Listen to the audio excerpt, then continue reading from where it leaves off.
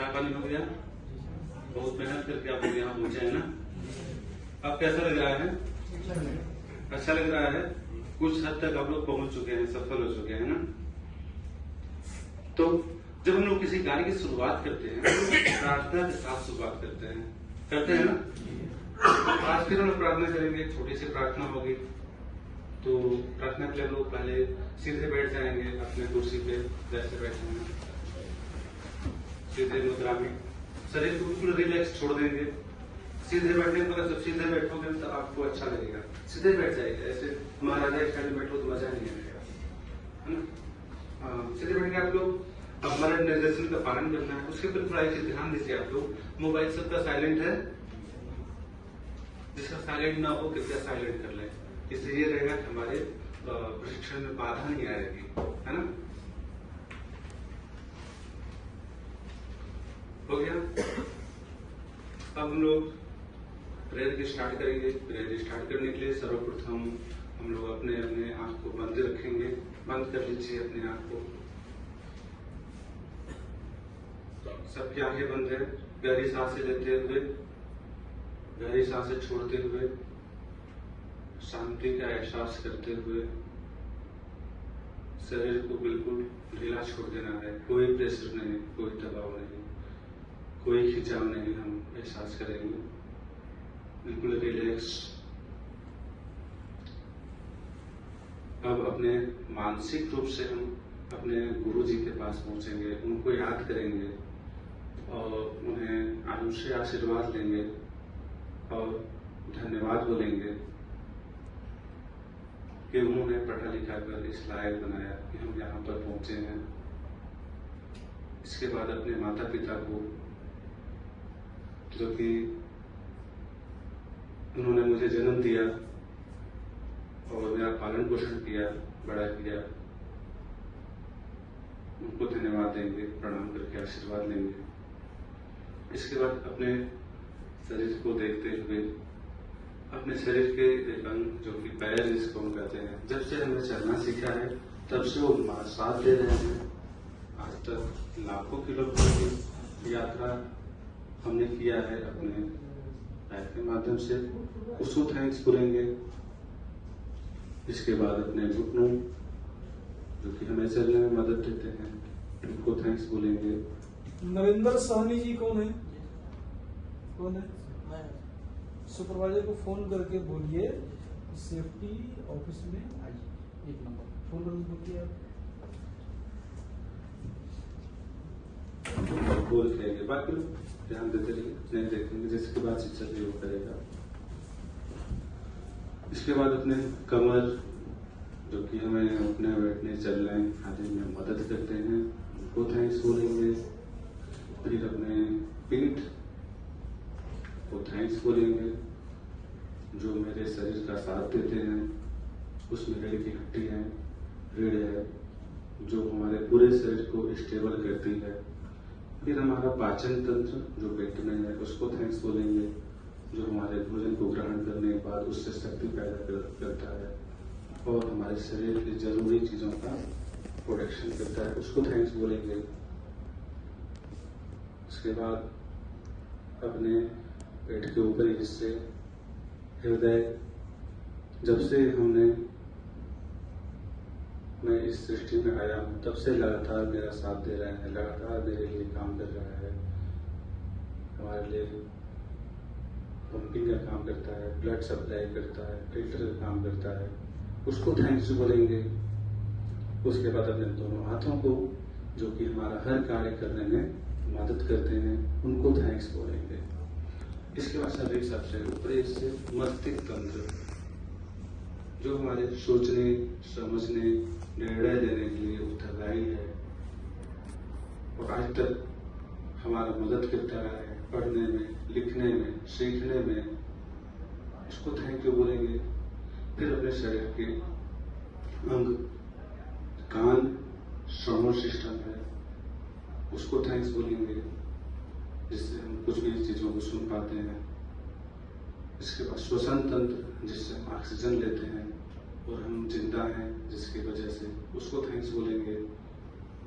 अपने मुंह जिससे कि हम भोजन ग्रहण करते हैं या उसके द्वारा हम लोगों को बातचीत करते हैं, तो इसको भी थैंक्स बोलेंगे। तत्पश्चात अपने आंखों को, जो कि जब से हमने दुनिया में होश संभाला है तब से मैं चीजों को उसी के माध्यम से देख पाता हूँ। ये दुनिया बहुत खूबसूरत है, इसे हम अपनी आंखों से देख पाते हैं, उसको थैंक्स बोलेंगे। इसके बाद अपने दोनों हथेलियों को मिलाएंगे, अपने हाथ के दोनों पंजों को मिलाएंगे, मिला करके उसको रगड़ेंगे, उससे गर्मी पैदा हो रही है, उसको एहसास करेंगे। वो गर्मी एक एनर्जी है, उस एनर्जी को और रगड़ के पैदा करेंगे, और रगड़ेंगे और रगड़ेंगे और रगड़ेंगे। उस एनर्जी को अपने आंखों से टच कराएंगे, अपने आंखों को ढकेंगे और आंखों से उस एनर्जी को ग्रहण करेंगे और धीरे धीरे अपने आंखों को खोलेंगे, अपनी आंखों को खोलेंगे, अपनी आंखों को खोलेंगे। कैसा लगा? खुल गया सब? क्या कहें, कैसे लगी? रिलैक्स हुआ कुछ? आगे बढ़ते हैं।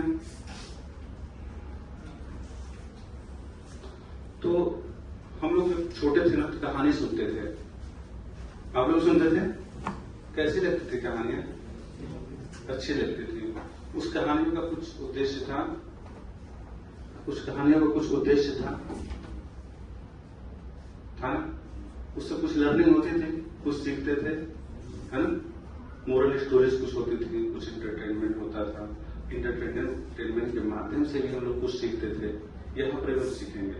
एक कहानी है, बहुत मजेदार कहानी है, हमारे से प्रैक्टिस जुड़ी हुई, उसको मैं सुनाऊंगा आप लोग सोचिएगा कि उस प्रैक्टिस हम कैसे जोड़ सकते हैं। तो एक बार क्या हुआ ना, एक बार बहुत भयंकर आंधी और तूफान आया, कुछ गांव उससे तबाह हो गए, बहुत भयंकर तरीके से तबाह हो गए, लोगों के घर मकान उड़ गए, घर उड़ गए, अनाज, जो बारिश भी हुआ था तो अनाज भी सड़ गए। तो लोग उस रास्ते से जाते थे, आते थे, लोग सुबह हुआ सब लोग आना जाना चालू किए। जब भी लोग आते थे उस उजाड़ को देखते थे, उजाड़ को देखने के बाद उन्हें दुख होता था, अरे ये तो उजड़ गया, इस गांव की हालत तो बहुत खराब हो गई।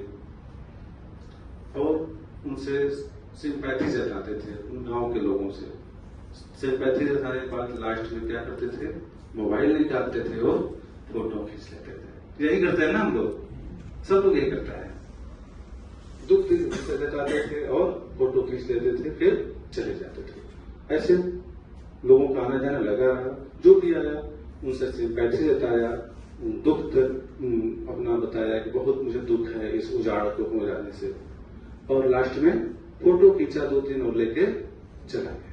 सब ऐसे कर रहे थे। एक उधर से डेविड नाम का आदमी गुजर रहा था, लड़का गुजर रहा था, डेविड उसका नाम था। क्या नाम था उसका? डेविड। वो भी उधर और उस उजाड़ को देखा तो उसे बहुत कष्ट हुआ, बहुत दुख हुआ, ये तो उजड़ गया, बेचारे कैसे जी रहे होंगे यहाँ के लोग, बारिश भी हो रही है। और उजड़ा लोगों से अपने कष्ट को संवेदनाएं व्यक्त किया कि आपको बहुत कष्ट में है भाई, बहुत दुख हो रहा है देख के, सिंपैथी जताया और फोटो 2-4 खींचा, चल जाने लगा। जब अपने गाड़ी के पास पहुंच ही रहा था तो उसे याद आया, अरे नहीं रुकना है। अगर जो ये काम सभी लोग कर रहे हैं, मैं भी यही काम कर रहा हूँ सभी के जैसे, मैं भी गया, सिंपैथी जताया, दुख जताया, देखा, फोटो खींचा और चला गया। सब लोग अगर ऐसे करेंगे तो इन लोगों को आबाद कैसे किया जाएगा, ये बेचारे आबाद कैसे होंगे, कैसे सुधरेंगे ये? टेंशन हुआ, चलो प्लान करते हैं। गया, ऑफिस पहुंचा, ऑफिस पहुंचने के बाद उसने अपने कलीग के साथ मीटिंग ऑर्गेनाइज किया। बहुत सारे कलीग आए, मीटिंग ऑर्गेनाइज हुआ, बातचीत हुआ। उसने इस समस्या को रखा कि इतना बड़ा हादसा हो गया है, हम उन लोगों को विस्थापित कैसे कर पाए। तो और उनको अगर विस्थापित करना है तो इतने करोड़ रुपए खर्च होंगे, कैसे होगा? तो उसमें से उनके कलीग खड़ा हुआ, बोला, अरे अरे इतना करोड़ रुपए हम व्यवस्था कैसे कर पाएंगे, हमारे लिमिट से बाहर की बात है भाई, हम लोग नहीं कुछ कर पाएंगे। फिर और डेविड ने कहा नहीं, ये नहीं करना है। मैंने कहा कि हम इनको सुधार करने के लिए क्या कोशिश करेंगे, ये बताना है। समस्या नहीं बताना है, समाधान बताना है। ऐसे कुछ लोगों ने और समस्या बताया। किसी ने कहा कि अरे वो तो पैसे रुपए का सिस्टम है, अपनी तो अपना जेब खर्च नहीं रहा है, उनका कैसे व्यवस्था होगा। तो उनको बारे में ये नहीं बताना है, आपको उनकी व्यवस्था के बारे में बताना है कि कैसे हम आगे कर पाएंगे। जब लोगों को प्रेशर हुआ तो हमारा माइंड क्या किया, सोचने लगा। हमारे लोग कलीग लोग सोचने लगे क्या हो सकता है, क्या हो सकता है, क्या कर सकते हैं। पहले तो समस्या नहीं बताना है, समाधान बताना है। तो समाधान आना चालू हुआ। किसी ने कहा हम सोशल मीडिया से फंड रेज करेंगे। किसी ने कहा कि ये तो सही है इनका, कुछ लोगों की टीम बनाएंगे और जो शहर के संभ्रांत लोग हैं, बड़े बड़े अमीर जाते हैं, उनके घरों पे जाएंगे, उनसे मिलेंगे, उनसे रिक्वेस्ट करेंगे कि कुछ मदद आप कर दो। कुछ ने कहा कि हर गांव में कुछ लोग संभ्रांत होते हैं, उनके पास भी हम लोग जाएंगे, ग्रुप बना के, टीम बना के, उनसे पैसे रेज करेंगे। तो कुछ सोल्यूशन निकला। अब टीम बनी, टारगेट रखा गया 3 दिन। कितना दिन? 3 दिन। लोगों ने जोर शोर से, चूंकि आइडिया उन लोगों का खुद का था, इसलिए उन्होंने जोर शोर से काम करना शुरू कर दिया। क्यों? जब आइडिया आपका रहता है तो आप जोर शोर लगाते हैं ना, यार मेरा प्लान है, मेरा प्लान फेल ना हो जाए। तो आइडिया उन लोगों का था, तो उन लोगों ने अच्छा प्लान किया। जो 3 दिन का टारगेट था, 2 दिन में पूरा हो गया। 2 दिन में पूरा हो गया जो टारगेट था। उस पैसे का जो यूटिलाइजेशन था उन्होंने कर दिया।